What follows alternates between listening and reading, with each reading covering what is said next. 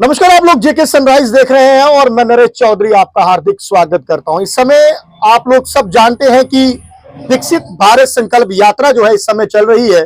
जिस तरह से हमारे चैनल के माध्यम से भी आप लोग जो है तमाम खबरें विकसित भारत संकल्प यात्रा के तहत जो है वो देखते रहते हैं और उसी यात्रा को लेकर इस समय खास बातचीत करने के लिए मेरे साथ आकाश चोपड़ा है, जो कि भाजपा के बड़े कर्मठ नेता है और जम्मू साउथ से महामंत्री जाने की सेक्रेटरी जनरल है और जम्मू साउथ के ही विकसित भारत संकल्प यात्रा के इंचार्ज भी है। सबसे पहले चोपड़ा साहब, बहुत बहुत स्वागत है आपका हमारे चैनल पे। बहुत बहुत धन्यवाद नरेश जी। सर, सवाल ये है कि विकसित भारत संकल्प यात्रा इस समय चल रही है और कई सारे जगहों पर हम लोग देख रहे हैं कि अलग अलग, चाहे वो पंचायतों की बात हो या फिर अलग अलग वार्ड्स की बात हो, हर जगह जो है वो विकसित भारत संकल्प यात्रा जो है वो इस समय जो है लोगों को उसके बारे में उजागर किया जा रहा है। तमाम नरेंद्र मोदी की जो स्कीमें हैं उसके बारे में जो कहीं ना कहीं लोगों को जो है वो एक मैसेज दिया जा रहा है। क्या कहेंगे आप इंचार्ज भी हैं जम्मू साउथ से। नरेश जी, आप एक बड़े ही मांझे पत्रकार हैं। आप व्यक्तिगत तौर पे ये जानते हैं कि माननीय देश के प्रधानमंत्री जी नरेंद्र मोदी जी का लक्ष्य भारतीय जनता पार्टी की जो जिस सिद्धांतों की बात भारतीय जनता पार्टी करती है, अंत उदय की बात भारतीय जनता पार्टी करती है। मोदी जी का मानना है कि यदि इस देश के अंदर जो व्यक्ति इन स्कीमों से वंचित रह चुके हैं, मोदी जी का लक्ष्य है कि जो मोदी जी की गाड़ी, जैसे लोग कहते हैं कि मोदी की गाड़ी, वो हर उस व्यक्ति तक पहुंचे जो इन स्कीम के वंचित रह चुका है। चाहे कोई भी कारण हो, वो अलग विषय है, परंतु मोदी जी का लक्ष्य केवल सत्ता हासिल करना नहीं, केवल सिंहासन पर बैठना नहीं। मोदी जी का लक्ष्य देश की जनता की सेवा करना। मोदी जी का लक्ष्य देश के हर उस व्यक्ति को हर वो स्कीम का लाभ मिले जो इस देश के अंदर लागू की है। कहीं ना कहीं चोपड़ा साहब, ये चीज भी देखी जाती है कि जो प्रधानमंत्री नरेंद्र मोदी की तरफ से स्कीमें निकाली गई हैं और प्रधानमंत्री हमेशा से कहते हैं कि हमारी जो स्कीम जो निकाली जाएगी वो लोगों के घर तक पहुंचे, और आज हम देख रहे हैं कि भाजपा नेता लोगों के घर तक भी पहुंच रहे हैं। पर कई सारे लोग इस तरह से कहते भी हैं कि स्कीमें जो हैं वो कहीं ना कहीं जिन लोगों की ज्यादातर वाकवी है उन्हीं तक रह जाती है, तमाम उन गरीब लोगों तक नहीं पहुंच पाती है। इस पर आपका क्या कहना है? मुझे लगता है कि ये शायद जिन लोगों की आप बात कर रहे हैं, ये वही लोग हैं जो शायद इन चीज़ों के बारे में जिसको नॉलेज नहीं है।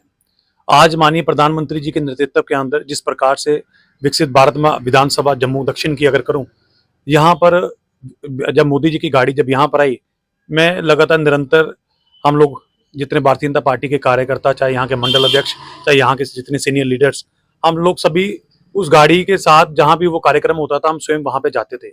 हमारा वहाँ जाने का केवल एक ही लक्ष्य था कि यहाँ के जितने भी लोग, जहाँ पे जैसे किसी पंचायत में गए तो वहाँ पंचायत के लोग वहाँ पे आते थे और वो बड़ा अच्छे तरीके से अभिनंदन भी करते थे और स्वागत भी करते थे मोदी जी की गाड़ी का। वो स्वागत इसलिए करते थे क्योंकि उनको लगता था कि मोदी जी वो नेता हैं, वो प्रधानमंत्री हैं जो देश की जनता का समाधान करने का, जो उनकी समस्या होगी उसका समाधान करने का अच्छी तरीका उनको पता है किस तरीके से उनका समाधान किया जाए। आज हमने देखा कि जैसे कई सारे जब विकसित भारत यात्रा जब चल रही थी तो बड़ी सारी जगह ऐसी थी जहां पर कुछ लोगों को जिस प्रकार की चाहे वो प्रॉब्लम आ रही थी, चाहे किसी को उज्ज्वला योजना के तहत आ रही थी, चाहे किसी को पेंशन की प्रॉब्लम आ रही थी, तो उनका समाधान वहीं करने का प्रयास कर रहे थे। और मुझे लगता है यही लक्ष्य इतिहास में पहली बार देखा है मोदी जी के शासन में, मोदी जी के कार्यकाल में, कि सारे जितने भी डिपार्टमेंट्स के लोग हैं वो सारे डिपार्टमेंट के लोग सामूहिक तरीके से लोगों की जनता के लिए, वरना क्या होता था 2014 से पहले ये देखने को मिलता था कि जब यहाँ के जितने भी उस वक्त के लोग जब डिपार्टमेंट्स में होते थे तो लोग यहाँ के चक्कर लगाने पड़ते थे। परंतु मोदी जी के नेतृत्व के अंदर, मोदी जी के कार्यकाल के अंदर, मोदी जी का जो विजन है कि लोगों तक ये जितने भी डिपार्टमेंट के लोग ये लोगों के घर तक पहुंचे। ये आपने भी देखा होगा, आपने भी कभी आज से पहले ये नहीं चीज देखा होगी, विकसित भारत यात्रा जो अभी चल रही है इससे पहले आपने भी कभी नहीं देखा होगा। आप जहां भी आप रहते होंगे आपने भी देखा होगा, वहां पर भी सामूहिक तरीके से 15-20 डिपार्टमेंट के लोग सामूहिक तरीके से अपना। आपने कहा कि आपने नहीं देखा होगा, मेरा वही सवाल आने वाला था कि अपोजिशन का कहना है कि कहीं ना कहीं चुनाव जो है वो आने वाले हैं, मेंबर ऑफ पार्लियामेंट के चुनाव आने वाले हैं, एक बार नई कुर्सी फिर से प्रधानमंत्री नरेंद्र मोदी के चुनाव आने वाले हैं, तो ये यात्रा शायद तभी चलाई जा रही है लोगों तक, मतलब एक बार लोगों को फिर एक बार मैसेज दिया जाए कि आने वाले दिनों में फिर भाजपा की सरकार हो। लेट क्यों ये विकसित भारत संकल्प यात्रा, अगर आप कहें कि लोगों के घर तक आज पहुंच रहे हैं, तो कहीं लगता नहीं थोड़ी देर हो गई है? देखिए, मैं नहीं समझता हूँ ये देर हुई है। देखिए, मैंने आपको पहले ही बोला कि मोदी जी का लक्ष्य सिंहासन पे बैठना नहीं, भारतीय जनता पार्टी का लक्ष्य सत्ता हासिल करना नहीं, भारतीय जनता पार्टी का लक्ष्य केवल और केवल एक ही लक्ष्य है, लोगों की सेवा करना। जैसे आप कह रहे हैं कि लेट हो गए, लेट हम कुछ नहीं हुए। भारतीय जनता पार्टी के जितने भी लोग कार्यकर्ता और भारतीय जनता पार्टी की तरफ से जितने भी स्कीम्स जो भारतीय जनता पार्टी की तरफ से जो लॉन्च की गई थी, उस सबका लोगों को बेनिफिट मिला। और द्वारा ये जो आपने बोला कि विकसित भारत यात्रा अभी क्यों लाई गई, अभी विकसित भारत यात्रा लाने का मुझे जो व्यक्तिगत तौर पर मुझे ये लगा है वो इसलिए लाई गई, यदि कोई व्यक्ति, यदि मैं यदि वर्ड यूज कर रहा हूं, यदि कोई व्यक्ति कोई रह चुका है या जिसको इस चीजों का लाभ नहीं हुआ, ये उनके लिए द्वारा लाई गई। ऐसा नहीं कि इससे पहले काम नहीं हो रहा था, मोदी जी जब से बने तब से काम हो रहा है और लोगों को स्कीम्स का बेनिफिट भी हुआ। आपका कहना है कहीं ना कहीं कोई छूटे ना। आरएसपुरा की बात करूं, मैं आरएसपुरा का रहने वाला व्यक्ति हूं। 290 मकान यहां पर आरएसपुरा में बने, तो वो स्कीम से पहले भी तो बने थे, मतलब इस यात्रा से पहले भी तो बने थे। द्वारा यात्रा आने का मकसद ये है कि यदि कोई व्यक्ति छूट चुका है, वंचित रह चुका है इन स्कीम्स के माध्यम, स्कीम्स की वजह से, तो उसको वो हर चीज का फैसिलिटी मिले। आकाश चोपड़ा जी, एक आपकी मैं थोड़ी जर्नी की बात करूं, आपने एज ए यूथ जो है भाजपा में बड़ा काम किया है। आरएसपुरा के एक आप बड़े ही मतलब कि लोगों के चाहते लीडर भी हैं, एक अच्छे बिजनेसमैन है। फिर मुझे इतनी बात बताइए, सियासत में कैसे आना होगा? देखिए, मैं सियासत की जहां तक आप बात कर रहे हैं, मुझे अच्छा लगता है कि मैं समाज के लिए कुछ करूं। अपने लिए सब जीते हैं, समाज के लिए जीना एक बहुत बड़ी बात होती है। और मेरे माँ बाप के संस्कार, मेरे समाज के दिए गए मुझे जो संस्कार, मुझे लगता है मेरे लिए वो बहुत महत्व लगते हैं।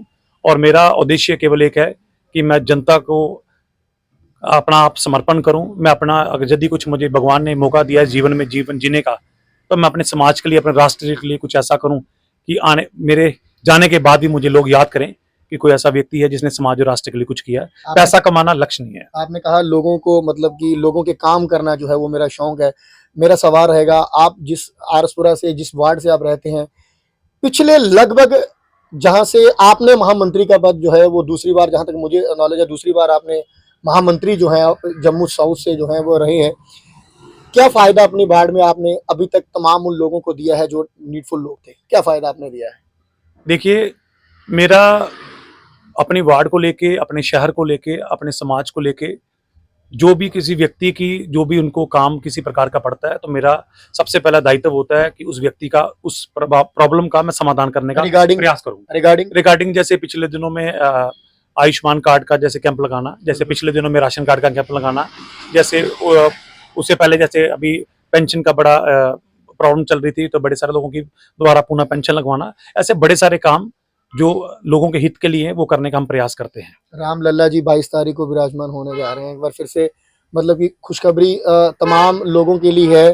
क्या कहेंगे, जो पिछली सरकारें रही हैं उसमें मशक्कत रही है, अब कहीं ना कहीं अयोध्या का वो मंदिर जिसका बड़ा बेसब्री से इंतजार था, 22 तारीख को रामलला जी वहां पर विराजमान करने जा रहे हैं। और आज मैसेज भी जो है, कलश यात्रा, कलश जो है वहां से पहुंचे हैं अयोध्या से, तमाम गांव शहर हर जगह हम लोग देख रहे हैं, आ रहे हैं।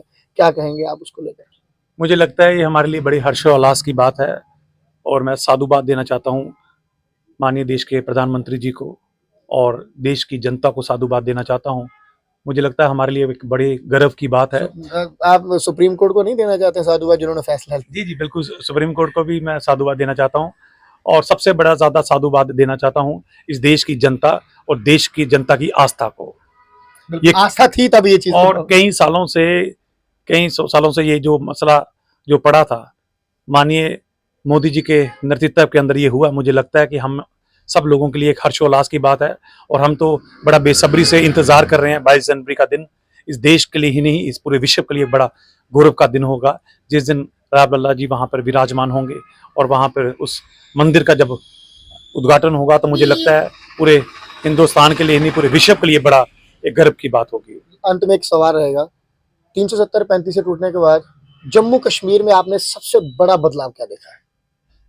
आप यूथ है तभी आपसे ये सवाल है। देखिए, मैं आपको ये साफ स्पष्ट लफ्जों से ये बात बता दूं, 370 और 35 से का टूटना मुझे लगता है कि जम्मू कश्मीर के लिए एक बहुत बड़ी एक बदलाव का एक सबसे बड़ा चेंज है। जैसे सबसे बड़ा चेंज, जिस कश्मीर के अंदर पाकिस्तान जिंदाबाद के नारे लगते थे, जिस कश्मीर के अंदर ISI के झंडे लगते थे, जिस कश्मीर के अंदर पाकिस्तान के झंडे लगते थे, आज उसी कश्मीर के अंदर भारत माँ की जय के नारे सुनाई देते हैं। उसी कश्मीर के अंदर हिंदुस्तान का तिरंगा वहां पे लहराया दिखता है। गर्व होता है जब भारत माँ का तिरंगा उस कश्मीर की भूमि पर जब लहराता है। मुझे लगता है सबसे बड़ा बदलाव ये है। और दूसरी बात जो चेंजिंग 370 के बाद आई, जैसे आपने देखा होगा एम्स, रिंग रोड्स, ये सारा बदलाव जो रेवोल्यूशन जो हुआ, ये किसकी देना है? ये माननीय प्रधानमंत्री जी की देना है। मुझे लगता है कि माननीय प्रधानमंत्री जी का लगाव जिस प्रकार से जम्मू कश्मीर के लोगों के साथ है, जो तोहफे जम्मू कश्मीर को माननीय प्रधानमंत्री जी के नेतृत्व के अंदर जो मिले, मुझे लगता है कि हमारे लिए एक हर्षोल्लास की बात है और हमें गर्व करना चाहिए। हम उस प्रधानमंत्री जी के यहाँ पर कार्यकर्ता बंधु हैं, हम उस प्रधानमंत्री जी के सेवक हैं जिन्होंने इस देश का ही नहीं जम्मू कश्मीर का भी नक्शा बदला। बहुत बहुत शुक्रिया चोपड़ा साहब से बात करने। धन्यवाद। ताकि विकसित भारत संकल्प यात्रा का जो मेन मोटो है, जो मेन मकसद है, वो यही है कि जो प्रधानमंत्री की तरफ से, जो इस सरकार की तरफ से स्कीमें जो निकाली जाती हैं, वो लोगों तक, घर घर तक पहुंचे, वार्ड वाइज पहुंचे। तभी इतने ज्यादा कार्यक्रम जो है वो विकसित भारत संकल्प यात्रा को लेकर जो है इस सरकार ने करवाए हैं कि जो भी स्कीमें सरकार की तरफ से निकाली जाती हैं, तमाम जितनी स्कीमें, जिसमें अगर बात की जाए आयुष्मान कार्ड की बात कर ले, ई श्रम कार्ड की बात कर ले, अन्य कई सारी स्कीमें हैं, वो तमाम लोगों तक जो है वो घर घर पहुंच सके। फिलहाल बने रहे हमारे साथ नई खबर के लिए। नमस्कार।